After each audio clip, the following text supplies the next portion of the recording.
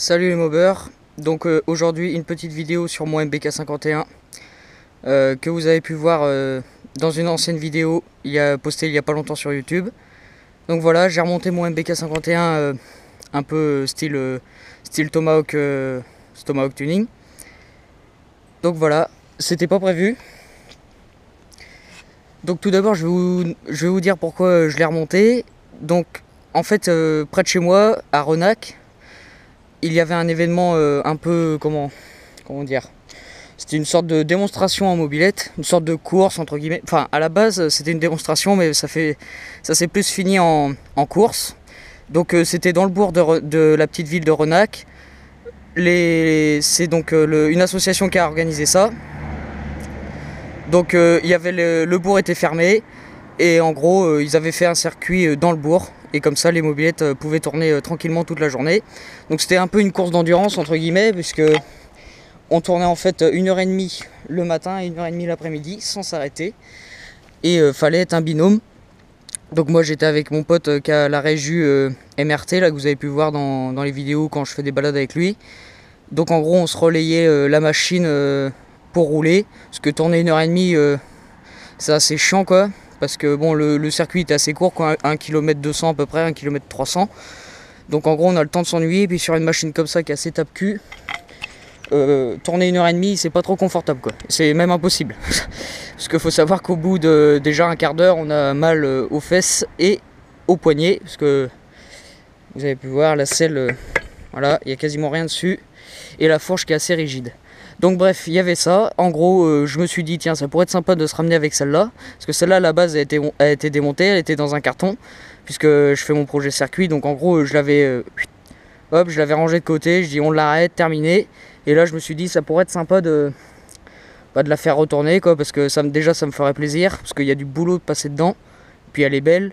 Et on a eu succès. Puisque les gens, ils étaient assez étonnés de voir une machine propre comme ça.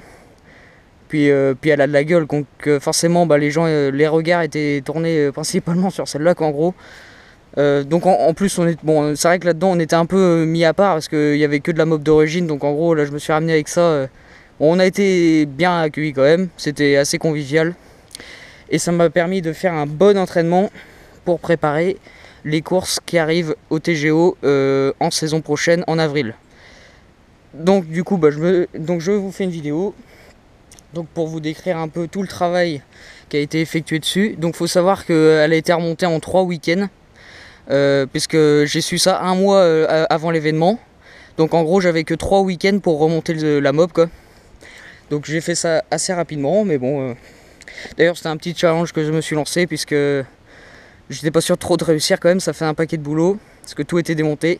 Mais bon on a réussi, on a tourné. Du coup je vous mettrai les vidéos, ce que j'ai filmé lorsqu'on tournait à Renac. Donc vous verrez, c'est assez impressionnant quand même niveau pilotage et tout ça. C'est vraiment une bonne bécane quoi. Ça tient la route et tout, et puis elle avait une bonne patate, donc franchement c'était sympa. Donc je vous mettrai la vidéo, mais je pense que je vais poster celle-ci en premier. En gros celle-ci ça sera description de la mob. Donc malgré que j'en ai déjà fait une avant la peinture, il y a longtemps, il y a plus d'1 an, mais là je vais vraiment approfondir de tout le travail que j'ai fait dessus, je vais vraiment tout décrire. Comme ça évitera les questions à répétition. Souvent il y a plein de monde qui me pose plein de questions sur cette machine là. Là au moins ça sera clair, tout le monde sera à la même enseigne et tout le monde saura ce qui a été fait dessus. Donc du coup je vais commencer par la partie cycle. Donc il faut savoir c'est une moto bécane donc MBK51 de 1987. Donc c'est un club il me semble quand je l'ai acheté. Donc quand je l'ai acheté l'arrière était pas coupée mais elle était dans un sale état. Il y avait une plaque phare de 50, guidon de 50, enfin bref, un truc tout pourri. Le tout était rouillé et tout, donc c'était pas un truc de fou quoi. Donc du coup moi à l'époque ça fait 3 ans maintenant, vu que j'aimais bien les mobs que Tomahawk tout le monde connaît, donc j'aimais bien le style qu'il faisait quoi. C'était vraiment ça pète quoi, c'est vraiment c'est café racer un petit peu quoi. Donc du coup je m'étais dit à l'époque, tiens hop je vais faire la même chose. Donc en gros, donc l'arrière tout a été coupé. Donc le porte-bagages et tout ça, hop, garde-boue et tout ça, ça a été viré. Donc alors, je vais commencer par le brossillon, la plus grosse pièce, la pièce maîtresse on va dire. Donc qu'est-ce que je pourrais te dire dessus? Donc alors, au niveau des... Je vais parler déjà comment faire le brossillon, parce que ça c'est une question qui revient souvent. Alors faut une cintreuse déjà, pour cintrer le tube là, le U là, que je vois, que vous voyez ici. Voilà, là faut une cintreuse. Ensuite, toutes les soudures sur celle-là, ça a été fait à l'arc. Alors, c'est pas moi qui les ai faites, c'est mon grand-père, parce que il y a 3 ans, je savais pas trop souder quoi. Et même maintenant, maintenant je suis à peu près soudé, mais là c'est quand même du boulot. Faut vraiment être dans le métier pour faire ça quand même. Donc je vous le dis tout de suite, c'est pas moi qui ai fait ça.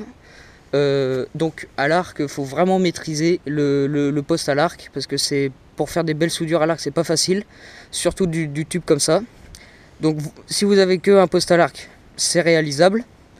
Mais en gros, faut pas se louper, c'est du boulot quoi. Et faut vraiment être qualifié. Faut pas que ça soit votre premier coup d'essai quoi. Donc il vous faudra une cintreuse. Ensuite, l'angle qui est ici, c'est 30 degrés, je vous le donne. Voilà, c'est 30 degrés ici qu'il y a entre la base du brossillon d'origine et le deuxième brossillon, on va dire ici quoi. Le refort, donc 30 degrés. Ensuite ici, il faut un tube droit parce qu'un tube coudé, ça va venir cogner contre le tube de sel qui est derrière. Donc un tube droit autant que possible, ou alors bien coudé, mais bon, parce que si vous voulez, quand ça va amortir, s'il est coudé, ça va venir taper là-dedans, et puis en gros, vous n'aurez pas d'amortisseur, quoi, ou quasiment pas, peu de débattement, quoi. Voilà. Ensuite, les pattes de fixation, donc bah ça, il n'y a pas vraiment de, je peux pas vraiment vous aider là-dessus, c'est spécifique à mes amortisseurs, quoi, à vos amortisseurs que vous aurez dessus. Moi, c'est des amortisseurs de VTT à 15 € l'amortisseur, donc en gros, on a pour 30 € un amortisseur, c'est pas cher. C'est mécanique, il n'y a aucun fluide ni rien, c'est ressort tige quoi, simple amortisseur de VTT. Donc pour la solidité vous n'aurez aucun souci, parce que quand on voit ce qu'un amortisseur de VTT peut prendre dans la tronche, là sur route ça bougera pas, et jamais eu de souci d'ailleurs. Donc là-dessus vous pouvez y aller. Ensuite il faudra vous faire les pattes de fixation à votre guise quoi, hein. Là c'est un peu comment dire, faut y aller pas coup de bol quoi, mais bon voilà, il n'y a pas vraiment de cote à faire et tout, faut vraiment là c'est pour ça qu'il faut vraiment être de la partie. Donc autrement c'est forcément, donc c'est parallèle au tube de renfort qui est ici. Ensuite donc là ici 90 degrés pour faire les pattes, tac, et ici n'oubliez pas, hop, un S, tac, pour passer la chaîne, autrement ça vient frotter. Donc voilà en gros pour ce brossillon comme ça. Après en niveau épaisseur de tube, là c'est bien du 3-4 mm d'épaisseur, donc il faut prendre des trucs assez costauds. Là les plaques ici vous pouvez voir c'est du 3 mm à peu près, donc faut vraiment prendre des trucs voilà, pas de la petite ferraille de merde qui va plier la première bosse. Voilà. Ensuite l'avant, donc l'avant c'est une fourche EBR hydraulique que vous pouvez trouver sur n'importe quel site de mob quoi, la bécannerie, MIR35, VSX, enfin bref, elle se trouve partout. Elle existe en noir il me semble, je sais pas trop. Donc moi la mienne elle est grise, donc c'est une bonne pièce. Alors c'est une bonne fourche qui est assez dure quand même, malgré que j'entends des gens qui disent que c'est une fourche assez molle et tout ça. Donc après il y a toujours moyen de changer l'huile et tout ça, parce que c'est une fourche hydraulique, donc il y a moyen de redurcir tout l'ensemble. Bon moi elle me satisfait bien. Bon par contre c'est une pièce qui coûte assez cher, mais l'avantage qu'elle a, le gros avantage on va dire, c'est qu'on peut mettre un étrier d'Anthrax 60 mm sans modifier. Voilà, pas besoin de faire de pattes de fixation et tout, ça pose direct. Donc l'étrier, pareil, donc je vais vous dire, c'est un étrier de Derby Senda de 50 à boîte. Arrière, il me semble, c'est un étrier arrière, donc Anthrax 60 mm qu'il faut prendre, et c'est un double piston. Voilà. Ensuite, le disque, pareil, ça c'est une question qui revient souvent. Ça c'est un disque que MIR35 fabrique. Donc le site MIR35 est basé en Ille-et-Vilaine. Enfin le magasin quoi, mais ils ont un site internet, voilà, donc vous pouvez y aller les yeux fermés. C'est très bon, c'est professionnel, qui seront à vos écoutes et tout ça en cas de service après-vente. Il n'y a pas trop de soucis là-dessus.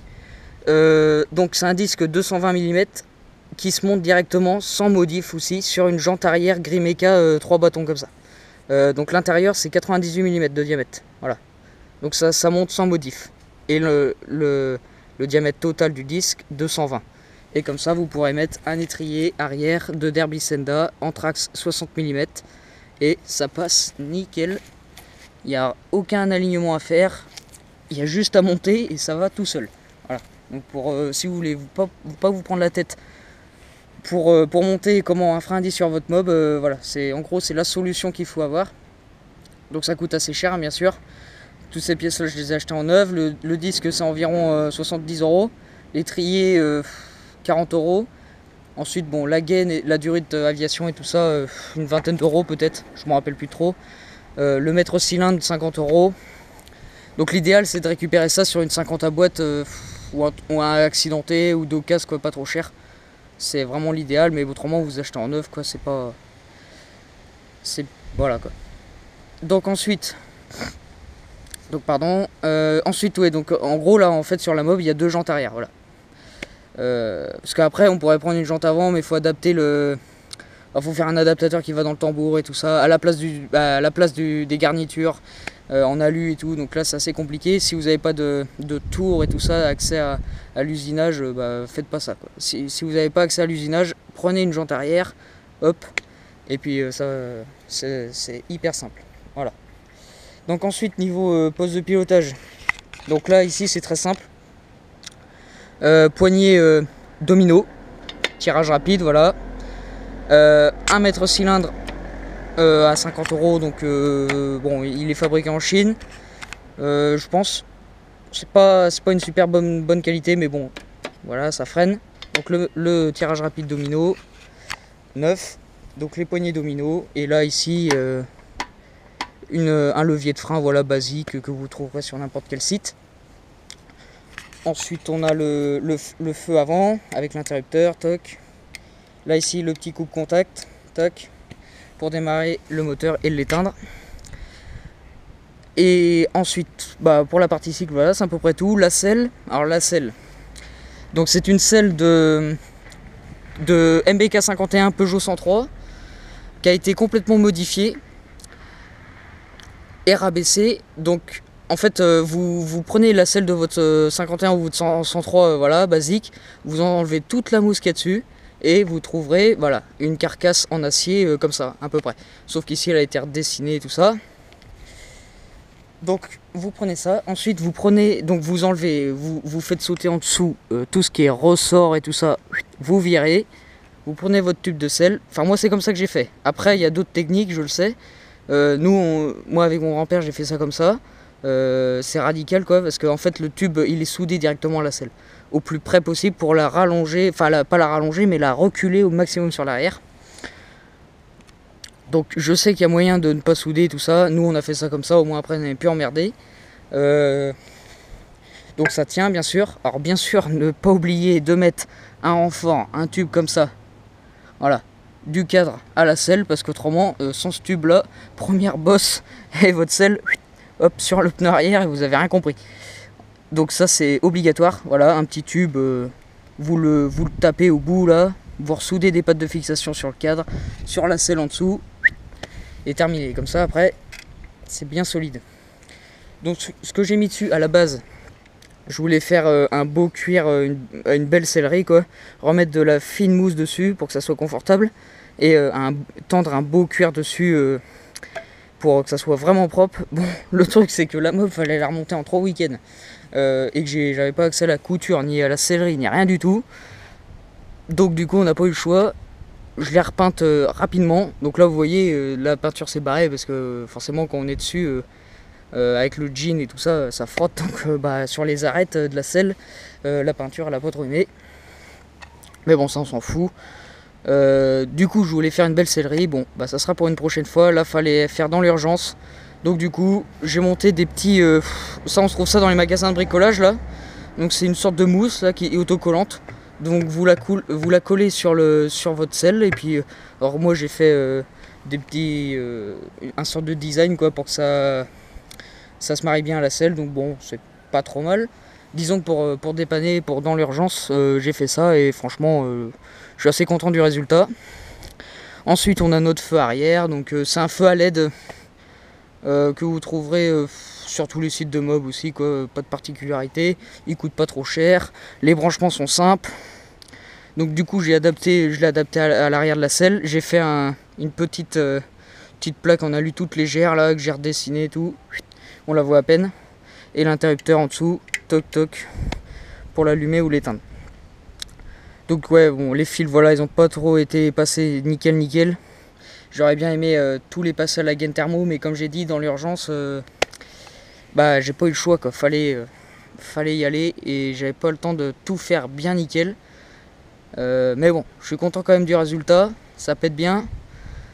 Ensuite, bon bah voilà, partie cycle. Qu'est-ce que je pourrais vous dire d'autre? Si, bon, les cale-pieds, comment que ça s'appelle? Bah, qu'on les adapte là sur les brossirons qui sont repliables, voilà. Alors, c'est pas de la grosse camelote. Et en plus, il y a un problème. Même serré à pleine gauche, à bloc, ils ont tendance à descendre un peu, vous voyez. Ils ont tendance, quand on appuie bien dessus, quand on pilote, ils ont tendance à se descendre. Donc, moi, je m'en fous. Sur la mob de circuit, j'aurai un brossillon carré, donc les cale-pieds seront adaptés dedans et j'aurai pas ce problème là. Mais sur ça, voilà, c'est pas bon. Puis bon, c'est pas de la grosse qualité quoi, mais ça suffit bien. À refaire, j'aurais soudé des cale-pieds directement sur le brossillon. Et là au moins, il n'y a pas trop de soucis quoi. Ensuite en jantes, donc c'est des jantes Grimeca 3 fois 2 bâtons, voilà. J'ai pas eu le temps d'y repeindre. Surtout que en fait je les ai pris de ma mob de circuit. Donc ils vont aller au sablage dans pas longtemps. En fait pour ma mob de circuit. Donc je me suis pas cassé la tête à les repeindre. La peinture est à peu près propre. Sauf à l'avant là où on voit voilà, la maladie de l'alu. L'alu qui s'oxyde. Mais bon c'est pas grave. Je les ai remontés sur la machine comme ça. Voilà, j'avais pas le temps quoi. Fallait remonter la machine rapidement. Déjà le cadre il a été repeint. Faut pas regarder de trop près, je vous le dis tout de suite. Parce qu'il n'y a pas d'après, tout dessus, j'ai juste remis 2 couches de peinture, 2 bombes dedans. Si vous voulez, j'ai pas eu le temps de le faire sabler, de refaire un après anti-rouille et tout ça, peinture de compète là, peinture au pistolet et tout ça avec un vernis. Fallait la remonter dans l'urgence, donc la peinture elle est, bah c'est pas top quoi. Mais bon, je préfère me ramener avec un truc à peu près peint quand même, qu'avant elle était toute rouillée et tout, la peinture était arrachée et tout, parce qu'on avait fait les soudures. Je me serais ramené avec ça, ça aurait fait moyen quoi. Là au moins ça fait un peu plus propre on va dire. Mais à l'avenir, de toute façon, là c'est un noir brillant en plus, à l'avenir elle sera repeinte, sablée, la peinture sera toute bien refaite et ça sera un bleu Cosmos à la base que je veux dessus, avec des jantes en noir brillant. Voilà. Et là comme j'ai dit, dans les 3 week-ends je pouvais pas tout refaire. Donc quoi d'autre? Niveau partie cycle, voilà c'est tout.